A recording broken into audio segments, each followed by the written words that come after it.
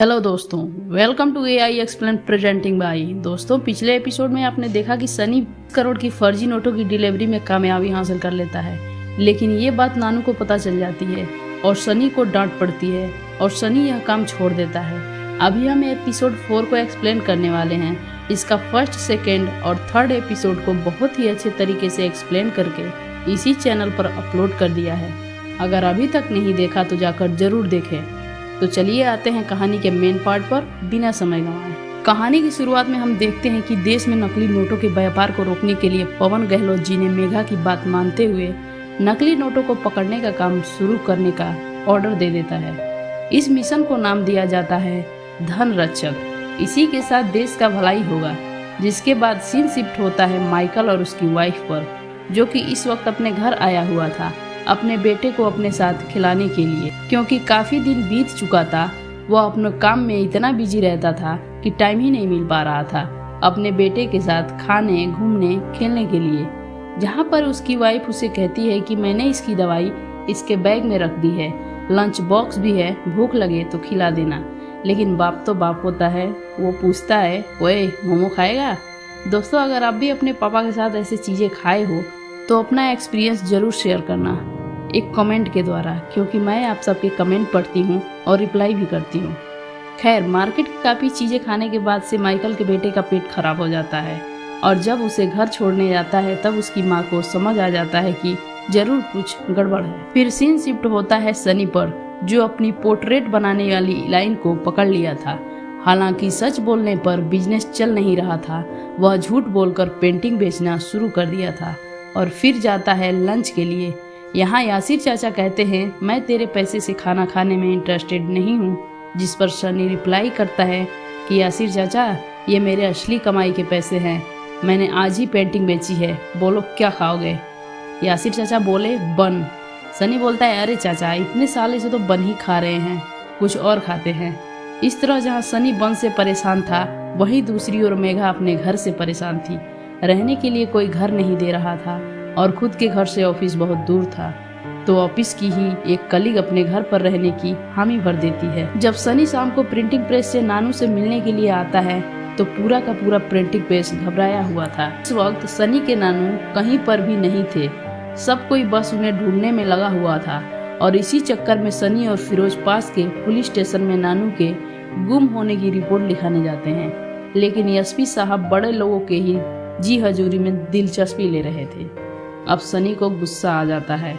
वह एसपी को गाली दे देता है कि क्या समझ रखा है आपने, तुम लोगों को जो सैलरी दी जाती है वह हमारे ही टैक्स के पैसे से दी जाती है।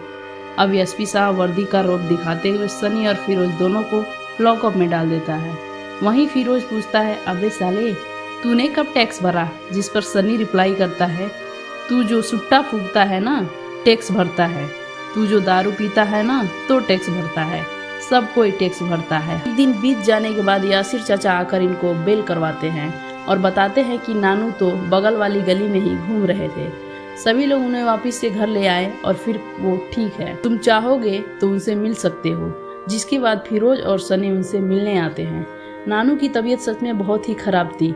इस बात को सीरियसली लेते हुए तीनों पहुंचते हैं अपने एरिया के एक बेस्ट हॉस्पिटल में, जहां डॉक्टर इन्हें बताती है कि इनकी सर्जरी करवानी पड़ेगी। वहीं सीन शिफ्ट होता है माइकल पर। इस वक्त धन रक्षक के मार्केट में उतर जाने से देश में हर जगह पर नकली नोट पकड़े जा रहे थे। अब माइकल और मेगा का तो यही मिशन था। कामयाब होने पर ये सभी पार्टी करने के लिए क्लब में जाते हैं, लेकिन दारू पीने के बाद पैसा कौन भरेगा? माइकल, उसके पास पैसे नहीं हैं। मेघा, वह तो खुद ही एम्प्लॉय है, तो भैया यहाँ पर पेमेंट होती है काठमांडू में पकड़े गए मंसूर दलाल के 2000 के नकली नोटों से। शेखर कहता है, सर ये तो इलीगल है, ये पैसे क्यों भर रहे हो? तो माइकल कहता है कि अगर नेता लोग फॉरेन ट्रिप पर जाते हैं तो पैसा कौन भरता है? शेखर बोला, गवर्नमेंट। तो माइकल बोला, हम लोग क्या कर रहे हैं? हम लोग भी तो देश की सेवा कर रहे हैं, तो पैसा कौन भरेगा? शेखर बोला, हाँ सर, गवर्नमेंट। तो बस एंजॉय। अब जहाँ कहानी में एक तरफ सनी के नानू यानी कि माधव जी की तबीयत बहुत खराब हो जाती है, दूसरी ओर गाड़ी में ओवरलोड दारू पीकर माइकल भी पड़ा हुआ था। जहाँ गाड़ी चला रही थी मेघा, साथ में शेखर भी था।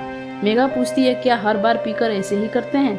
शेखर कहता है इनकी लाइफ में टेंशन बड़ी ज्यादा है। आज के टाइम पर 13 केस चल रहे हैं उन पर। इनके शकल पर तुम्हें शिकन भी दिखाई नहीं पड़ती है। ऑफिस का प्रॉब्लम्स, घर का प्रॉब्लम्स, फिर भी अपने आप को एक मजबूत पहाड़ की तरह रखते हैं माइकल सर।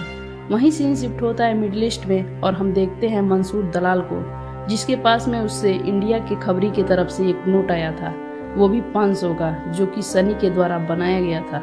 जौहरी के हाथों से हीरे की चमक बच नहीं सकती है दोस्तों, इसलिए मंसूर उन्हें कहता है कि जाओ पकड़ कर लाओ इन्हें, ये नोट किसने बनाया।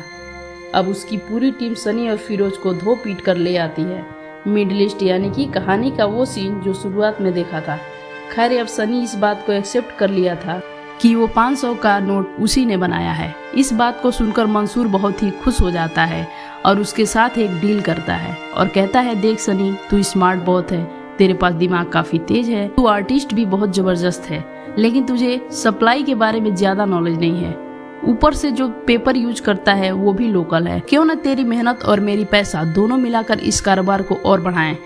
लेकिन ध्यान रख, अगर हाथ नहीं मिलाएगा तो तेरी फैमिली पर मेरी बंदूक ऑलरेडी तनी हुई है। चल तुझे सोचने का एक दिन का टाइम देता हूँ, सोच कर बता। और जाते जाते वो उसे एक नया टी शर्ट भी दे देता है।